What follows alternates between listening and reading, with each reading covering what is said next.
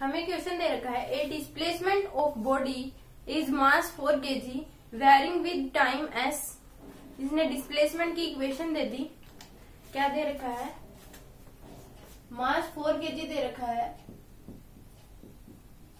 मास 4 kg दे रखा है। Displacement की इक्वेशन दे रखी है 2t square minus 12t plus 15। Okay, इसमें कहा है कि when velocity of body will be 0। That is the first part of this question. When velocity of body will be 0। तो अगर हम डिस्प्लेसमेंट की इक्वेशन को डिफरेंशिएट कर दे तो हमारे पास क्या आ जाएगी? वेलोसिटी।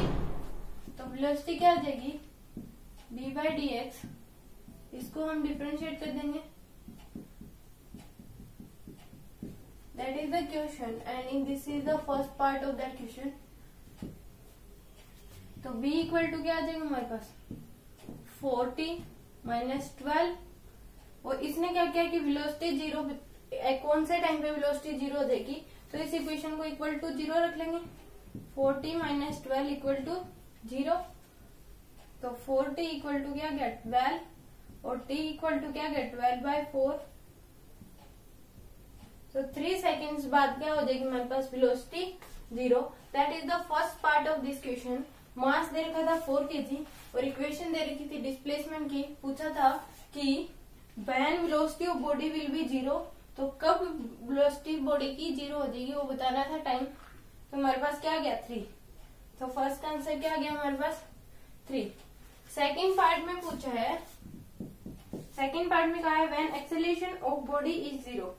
इसी क्वेश्चन को लेके एक्सेलरेशन ऑफ बॉडी 0 का है तो वेलोसिटी आई है, इसको अगर इंटीग्रेट कर देंगे तो हमारे पास क्या आ जाएगा? Acceleration d by d x v time के रिस्पेक्ट में कर देंगे।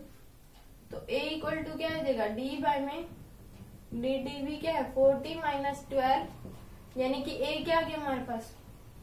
4। तो टाइम भी क्या आ जाएगा इसमें?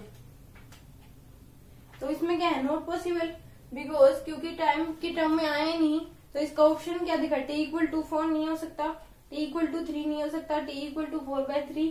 तो फोर्थ ऑप्शन है इसका नॉट पॉसिबल। तो एक्सेलरेशन 0 हो ही नहीं सकता। तो इसका आंसर है not possible because acceleration time की टर्म में आया ही नहीं। तो that is the not possible of that question. Okay, इसी क्वेश्चन को लेके पूछा गया है कि फोर्स के ऊपर क्या इसका इफेक्ट पड़ेगा। तो इसी क्वेश्चन को लेके पूछा गया है फोर्स एक्टिंग ऑन बॉडी। तो फोर्स एक्टिंग ऑन बॉडी, तो एक्स में ये दे रखा था v इक्वल टू क्या गया था? 40 माइनस 12 और a इक्वल टू क्या था हमारे पास? 4। तो फोर्स क्या होता है? m इंटू ए। तो मास इंटू एक्सेलरेशन 4। तो F इक्वल टू क्या गया? 16 न्यूटन। तो इस केस में क्या हो सकता है? ये इसमें भी क्या ऑप्शन है? Increase with time. हो ही नहीं सकता क्योंकि टाइम तो है ही नहीं, ये 16 ही रहेगा जितना भी होगा। डिक्रीज विद टाइम, डिक्रीज भी नहीं हो रहा, 16 से ना तो कम होएगा। ये कांस्टेंट विद टाइम, ये कांस्टेंट है टाइम के साथ। अगर टाइम बढ़ रहा है घट रहा है, ये क्या रहेगा? 16 ही रहेगा। अगर वेलोसिटी पूछा जाए तो वो क्या हो सकती है? घट बढ़ सकती है। पर फोर्स क्या होगा इसमें? कांस्टेंट रहेगा टाइम के साथ। और इंफॉर्मेशन इनसफिशिएंट, तो इंफॉर्मेशन इनसफिशिएंट नहीं है, पूरी दे रखी है। तो इसमें क्या आएगा? Constant with time. ओके,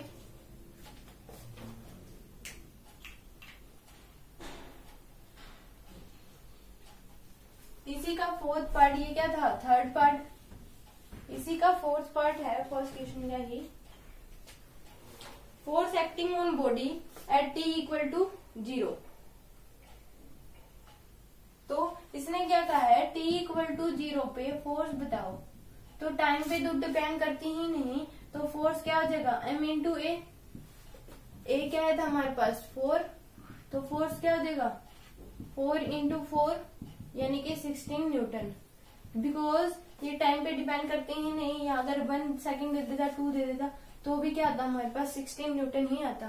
तो that is the answer because force not depend on time. Because acceleration की इक्वेशन में क्या है? टाइम नहीं है और फोर्स क्या होता है? m इंटू ए। तो दैट इज द रीजन कि ये टाइम पे डिपेंड ही नहीं करता। तो इसका फोर्स क्या रहेगा? कांस्टेंट ही रहेगा 16 न्यूटन, से टाइम कितना भी दे दिया जाए। ओके।